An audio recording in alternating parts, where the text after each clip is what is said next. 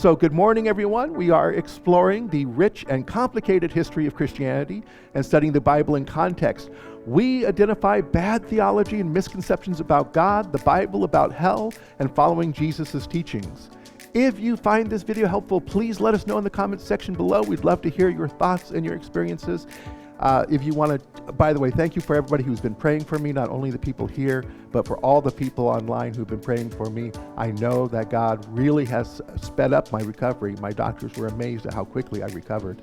So thank you for all of that. Today we're looking at Genesis chapter 25. I've called this one Isaac, Jacob, and Esau, and I'll kind of explain later why I can't just call it the Isaac cycle. I'll give you a little background on that. Let's take a look at this in context, because this, I believe, is a very misinterpreted sort of section of the Bible, at least the way it's been taught to me over the years. I have some questions for you to consider this. Was Jacob really a mama's boy? Because oftentimes when I heard this preached, it's like, oh, Jacob, he's this mama's boy. He does all these gender transgressive things. Is that true? We'll find out. Was Esau really a manly man?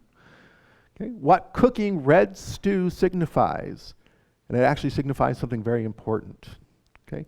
What despising his birthright really means, because it says Esau despised his birthright. What did that really mean? And why Genesis 25 isn't about gender expression, even though I've been told that it is in the past. So we'll take a look at all of those. So what does the story really teach us? That's always the question that we have to ask when we look at these stories in Genesis. What are they trying to tell us? So let's talk about Isaac, the son of promise. Now, Isaac's story is mostly in relationship to other characters. So this is why I didn't say the Isaac cycle, because all of his story seems to be in relationship to other characters within the Bible. So for example, Abraham and Isaac, the very famous binding story where Abraham binds him and is getting ready to sacrifice him. Is that his own story, or is that part of Abraham's story? And it's really part of the Abraham cycle, because it's a threat to the promise that was made to Abraham. And so here we have the most important sort of life event for Isaac, and it's really not even his own story. Abraham finds a wife for Isaac. This is where he goes out and, he meets Rebekah, watering the camels, all that kind of stuff. But Isaac's not even in that story. Abraham sends one of his servants, and it's his servant who brings the wife back. And of course, Isaac sees Rebekah, Rebekah sees Isaac. They're like, yeah, this will work, let's do it. And they get married. But Isaac's not even really a part of that story. So is that his story, or is it more Abraham's story? And as I said, it's really the last threat to the promise of Abraham, because Abraham has to make sure that the child of promise is going to be reproducing children, and he arranges for the wife. And then when we talk about Isaac, it's oftentimes in relationship to his two sons, Jacob and Esau. There's really only one story where it's all about Isaac, and it's sort of a repeat of another story, which we'll cover next week. But Isaac is mostly told in relationship to Jacob and Esau. So I don't really call it the Isaac cycle. It's sort of the Isaac, Jacob, Esau stories kind of going on. And eventually that'll segue into the Jacob cycle of stories. All right, so talking about Isaac, the son of promise, Isaac's stories mirror some of Abraham's stories. They're almost exactly the same story. That means there's two possibilities when we see this happen. The technical term for this is doublets. And these doublets indicate oral history was rewritten to make the same point at different times. That's one possibility. Then we know that there were a lot of oral stories going around, and that they were rewritten, sometimes with different characters, sometimes with different endings, because they're trying to make the same point about a character, trying to bring out some kind of teaching about this character. And so it may be that Isaac's story was rewritten to become an Abraham story, or maybe one of Abraham's stories was rewritten to be an Isaac story. We don't know. Okay.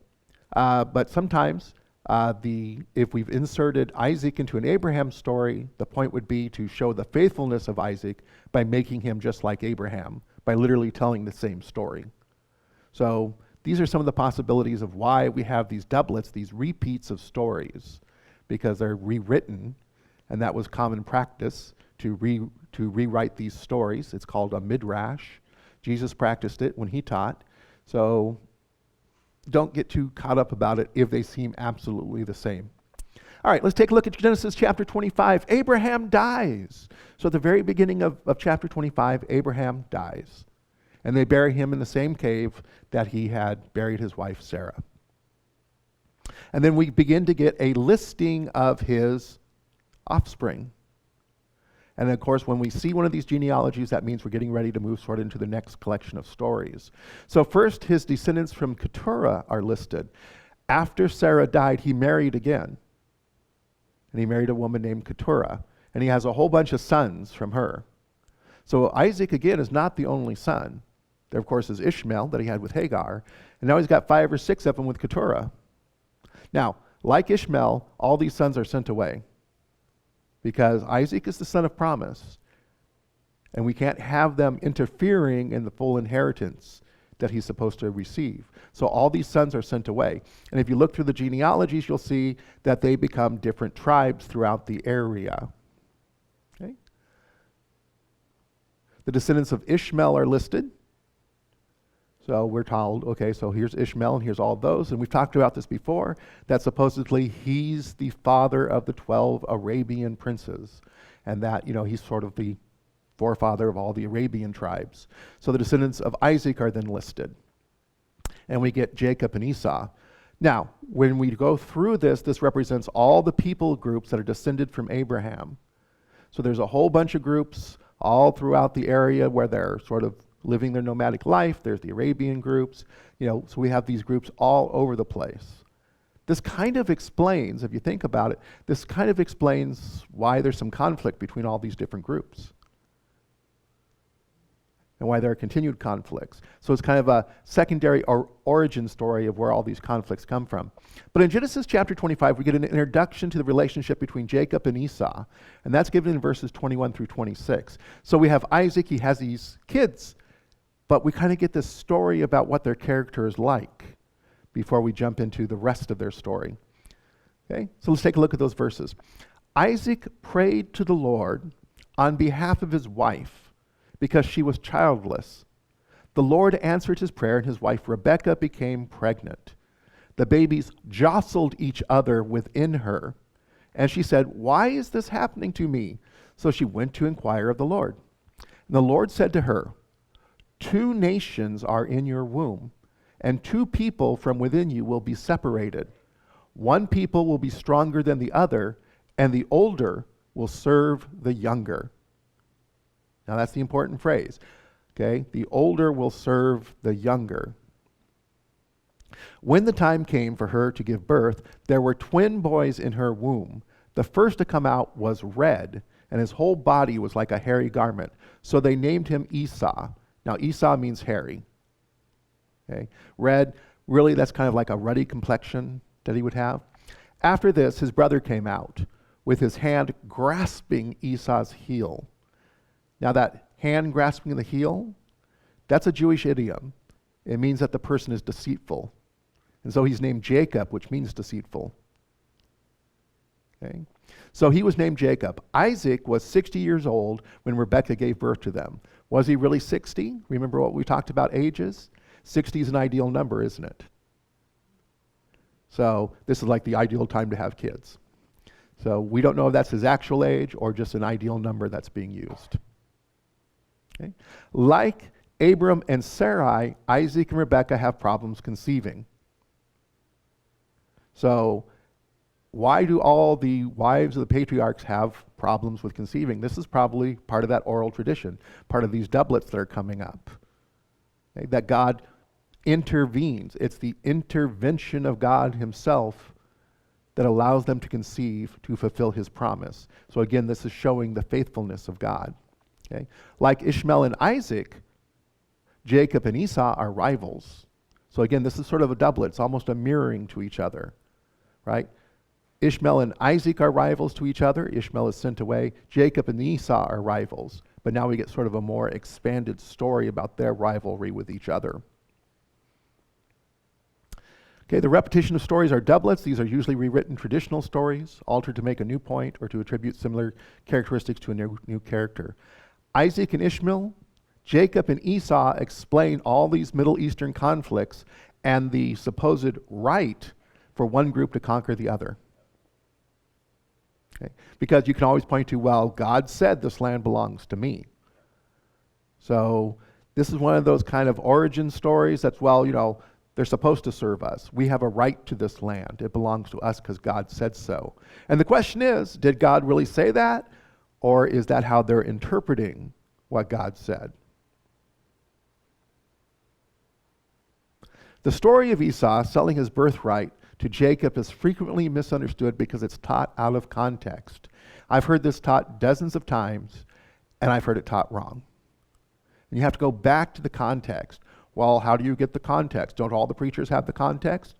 I've heard a lot of preachers, I looked it up in the commentaries and I did this, right? Oftentimes, we're reading it from a westernized, American, Protestant viewpoint. And we're trying to kind of fit it into 21st century thinking. And that's not the correct context. If you want the correct context, you have to go back to the Talmud and the Mishnah. Okay? These are the original commentaries written by the ancient Jewish rabbis. The people who would most know the story. I remember when I was training as a chaplain, one of the things they told me was, never tell a Jewish person what the Old Testament means. Because they know better than you know, right? And can I tell you honestly, even when I was in seminary, even when I was studying, we never looked at the Talmud and the Mishnah. So we were missing the context over and over and over again. And as I began to incorporate that into my writing, some of my professors were not happy about it because it contradicted their particular viewpoints. I'm like, but it says here, well, that's ancient Jewish writing. They didn't really have the fuller revelation that we have now. They would understand it better than us. But anyway, you take a look at the Talmud and the Mishnah, that provides the context to this story. And it helps us understand what the original readers understood. All right, the boys grew up and Esau became a skillful hunter. This is continuing on, verses 27 through 34. Esau became a skillful hunter, a man of open country. So we see Esau as sort of this manly man. He's a hunter. He goes out and he kills things, right? Whereas Jacob was content to stay at home amongst the tents. Isaac, who had a taste for wild game, loved Esau, but Rebekah loved Jacob. So again, you have this rivalry set up. If you remember that Abraham favored Ishmael because he was his firstborn male, yet his wife favored Isaac. Okay? Same thing kind of happening here. Now, Jacob was content to stay at home amongst the tents. Now, some people nicely say, well, maybe he was just more introverted. Okay? But a lot of people say, no, this just means he's a mama's boy. He stayed at home. He did home things with his mama. He's a little mama's boy. That's what he is. And we have sort of this rivalry between a mama's boy and Esau, the manly man. That's totally wrong. Okay? Once when Jacob was cooking some stew, he's cooking stew, right? He's doing women's work here. Esau came in from the open country famished, and he said to Jacob, "Quick, let me have some of that red stew. I am famished." That is why he's also called Edom. So Esau's other name is Edom. Edom means red. He came out kind of red, came out hairy. So Esau for hairy, Edom for red, this red stew that he sells his birthright for. He would be the father of the Edomites. And if you remember, in Jesus' time, they did not like King Herod because King Herod was an Edomite. So he wasn't a rightful ruler.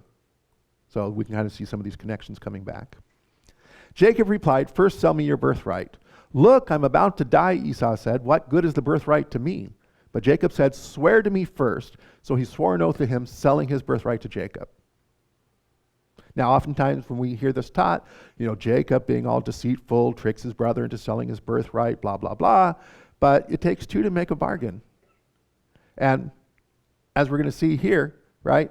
Then Jacob gave Esau some bread and some lentil stew. He ate and drank, and then he got up and he left. So Esau despised his birthright. So he wasn't just tricked into it. He didn't like his birthright. And there's a very particular meaning behind that phrase. All right, so Jacob was content to stay at home amongst the tents. Does that make him a mama's boy? No. That's again us misunderstanding the context. See, because Jacob was favored by his mother, and this phrase, Jacob is often described as a mama's boy and Esau as a manly man. But if you actually look at it, Jacob was favored by his mother because of the pronouncement she had received from God, that the older would serve the younger. So I am sure Rebekah let everybody know, Jacob's the child of promise. Jacob's the favored one. Jacob's going to be the ruler. Sorry, Esau, you're going to be serving him. You're not going to get an inheritance. Your birthright is to be a servant. I'm sure that's one of the reasons why Esau despised his birthright, because his birthright was to not inherit. His birthright was to be a servant. But legally, in the eyes of the laws, he supposedly was supposed to inherit everything. But she received this pronouncement. I'm sure she let everybody know. She most likely let everyone know, including Esau, know that Jacob was to be the favored one. Content to stay home amongst the tents doesn't mean he was gender transgressive. He wasn't a mama's boy. He wasn't doing women's work. It means that he was a shepherd. What? He's a shepherd. That's what this phrase means. See, if you look in Genesis chapter 4 in the family line of Cain, that stuff that we went through with all those genealogies, it says, and Adah bar Jabal, he was the father of such as dwell in tents, and of such as have cattle. If you dwell in tents, you're a nomadic shepherd. Isaac was a nomadic shepherd. Abraham was a nomadic shepherd. They had cattle and various livestock. And so to say that he preferred to dwell in the tents means he basically went into the family business. In fact, when he goes and he leaves and he goes to his uncle Laban, he shows a good deal of knowledge about shepherding. In fact, it causes some jealousy with the people over there, but he knows about shepherding. He was a shepherd. He's not a mama's boy sitting in the tent reading books, cooking stews. Okay? He's out there shepherding. This is what this means. It means that Jacob was a shepherd. And again, that kind of brings us into a little bit of conflict, because Jacob the shepherd as opposed to Esau the hunter. Right? Two different styles of living. And in fact, it's implied that Esau, in some of the stories you can read about Esau, was sort of a stone-cold killer, that he enjoyed hunting because he liked killing. So again, you have kind of this conflict that's coming up between the two of them. At most, the description of Jacob might be read as he was introverted, but mama's boy is out of the context of this. You'd have to read that in. The best interpretation is that he was simply a shepherd. The description of Esau implies he isn't following in his father's footsteps. He's a hunter, not a herder. So why didn't he become a shepherd too? Why isn't he following in his father's footsteps? Probably because he's thinking to himself, I'm not getting any of this, what do I care? Why should I take care of all these sheep and make my brother richer? Why should I take care of the cattle and the livestock and do all this if it's just going to increase my brother? Go out and hunt, that's what I'm going to do. He can take care of himself.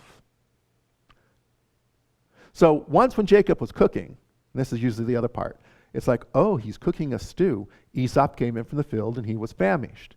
And there's Pastor Bruce there to yell at me. Jacob was cooking. He was doing women's work. Only the women are supposed to cook. He's a mama's boy. That's the traditional interpretation. No, that's the one that we came up with. But that's not how they traditionally interpreted this. See, again, there's context in here that we're missing. I think it's because we skip over everything. We skip all those boring genealogies. No, the traditional interpretation would be the one that the ancient rabbis gave it. So if you go back to the Talmud and the Mishnah and you look at this, here's what it's got to say. Jacob was cooking because Abraham had died. Do you remember at the very beginning of the chapter, Abraham died. And supposedly this story takes place during the period of mourning of Abraham's death. That he had died, and during that period when they'd all be grieving, when they're all mourning, this is when the story takes place. So why is that important? Because during this period of mourning, immediate family is not allowed to cook during this mourning period. Who's the immediate family? Well, that would be parents, brothers and sisters, wives and husbands. But who is allowed to cook during this time? Grandchildren. Grandchildren are allowed to cook during this time. Jacob is the grandchild of Abraham. So his mother would not have been allowed to cook during this time. His father would not have been allowed to cook. But he would have been allowed to cook because he was not considered immediate family. And so that's why he's cooking, because they're in this mourning period of Abraham's death. So he's not being gender transgressive, he's just following the rules of mourning. As a grandson, Jacob wasn't immediate family. The Torah specifically mentions the kind of soup it was. See, remember we're told it's a red stew, and later we're told it's lentils? It's a red lentil soup, which is normally served during this mourning period. This is the traditional food for mourning, red lentil soup. And so Jacob is there honoring his grandfather by doing the cooking, making this red lentil soup. He's following the tradition of mourning. What's Esau doing? He's off hunting. Forget it. I'm off doing my own thing. Jacob was cooking because it was his duty. Esau was out hunting instead of participating in the mourning. That's a different interpretation, isn't it? Esau despised his birthright. Yes, he was the firstborn son. Legally, it's all supposed to be his, but it was made very clear to him from the very beginning. You're not getting any of it. Jacob is the son of promise. So when he comes in and Jacob says, well, sell me your birthright, he's like, what birthright? Here, you can have it. I don't care. I'm not getting anything anyway. So Esau is often presented as impulsive and unthinking because he makes this rash decision. It really wasn't a rash decision. It wasn't an impulsive one. It wasn't just based upon he's hungry. He probably grew up knowing this, right? I grow up, I know I'm not getting anything. So what do I care? It's yours. In reality, he knows that Jacob is the one to inherit because of God's proclamation. He knew it. He grew up with it. His birthright is meaningless, so he despises it. What's the big deal? Sell it off. At least I get some soup out of it. Jacob shows his trickery here by taking it even though God has proclaimed him as favored. See, and this is Jacob's failing right here. God has proclaimed, you're the favored one, you're going to get everything. His mother's announced it to everybody, most likely. And yet still, he's going to intervene himself in his own human manner to make sure this happens. So how do we live this out today? How do we worship Jesus by doing this? Well, all through the Bible, I want you to notice that God has a habit of choosing unlikely characters. He just kind of chooses people that you wouldn't think that he would choose. Oftentimes he picks second sons. Abraham was not the oldest. Isaac was not the firstborn. Jacob's not the firstborn. Later when we see Joseph, he's not the firstborn. Oftentimes he picks the youngest, which is completely out of the patriarchal system. What do you mean the youngest? David was the youngest. He picks fishermen. What are you picking fishermen for? Jesus picked fishermen to be his disciples. These were not the kind of people that you picked. Jesus, as a rabbi, had his choice of whoever he wanted. He could have gone down to the local synagogue and said, give me your best give me your best Talmud scholars, give me your best Torah scholars, and he would have gotten them. He picks fishermen. God keeps picking these people that don't seem to make any sense according to our traditions, according to our way of thinking. They're chosen for their capacity to grow into godly leaders. That's the difference. See, human beings see it one way, and God sees it a different way. God looks at the heart. Are their hearts pliant? Will they allow me to shape them and mold them into being a godly leader? Or are they too caught up in the ways of this world to ever change? In 2 Samuel 16:7, it talks about choosing David, the youngest, the least important kid. But the Lord said to Samuel, look not on his countenance or on the height of his stature. If you remember, they picked King Saul because he was the tallest guy. The Bible says that King Saul stood head and shoulders above everyone else. They got themselves a big, burly, manly man who was a total failure. Don't look on his countenance or the height of his stature, because I have refused him. For the Lord sees not as a man sees, for man looks on the outward appearance, but the Lord looks on the heart. All of us know from personal experience there are a lot of people who look good on the outside. They're fakes, they're phonies, they're hypocrites.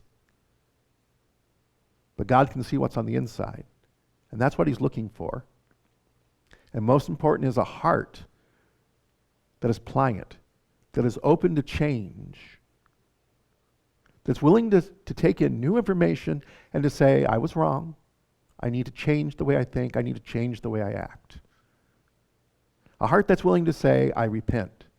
I'm going in the wrong direction. I need to turn around and come back home and come back in the right direction. That is what God is looking for. Not living it out. I put this picture of a crusader. I think this is the perfect image for modern day American Christianity. They're out there thinking they're the big manly men, tough guys. We got a lot of toxic masculinity in the church. A lot of nonsense patriarchy that doesn't belong there. And right now they're feeling really good.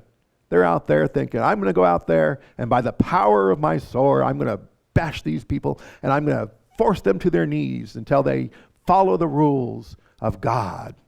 Definitely not the rules of Jesus. Because they see Jesus as woke and liberal and a socialist and a communist and everything else. By the way, let me just make a quick comment, little tangent here. Ever notice they want the 10 Commandments in the schools, but never the Beatitudes? That should tell you something right there. They always want the 10 Commandments, never the Beatitudes. Makes me wonder. See, this is not living it out. This manly man, toxic masculinity, patriarchy nonsense, where we're going to convert everybody by the power of the government and the power of the sword.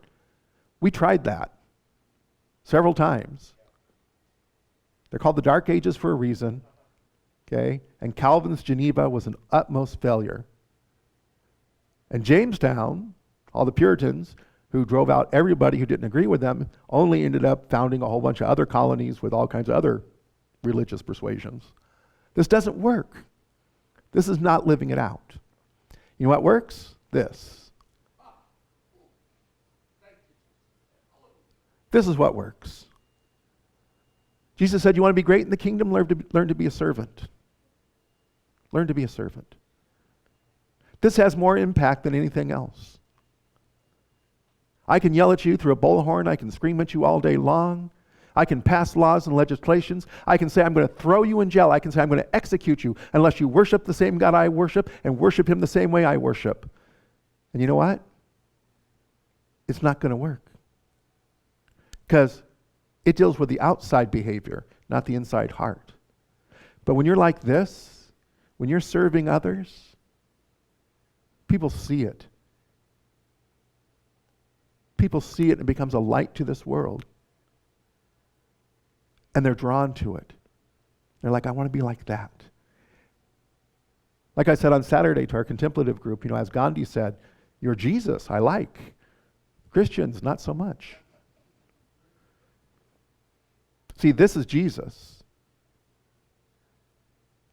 This is the Old Testament masculine, toxic God. Jesus came to reveal what it's really like. And this is what we need to be if we're going to be followers of Jesus. If you're not willing to do this, if this is too woke for you, please remove the label Christian and discard it. Because you're not a follower of Christ. And with that, let me close in prayer. Lord Jesus, forgive us where when we hear your words, we dismiss them as woke and liberal, where we have politicized our religion. Let us set that aside. Let us be one who pursues you, who wants to be like you.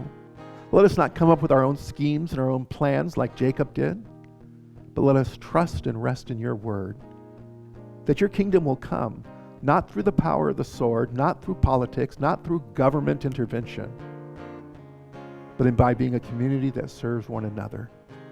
Help us to always remember this. We pray this in your name. Amen. So once again, if you found today's content helpful, please be sure to subscribe to our channel, ring the bell, give it a thumbs up, like and share this video. You can even help sponsor our weekly video if you want to see. If you'd like to, you can just see Deborah, or you can click one of the little links below. All these things help our community here and online and our growing YouTube channel, so we thank you so much, especially all those of you who made it to the end. Let me close with this benediction. As you leave this place, allow God to conform your heart to his. God bless you all. Go in peace. You are dismissed. Thank you.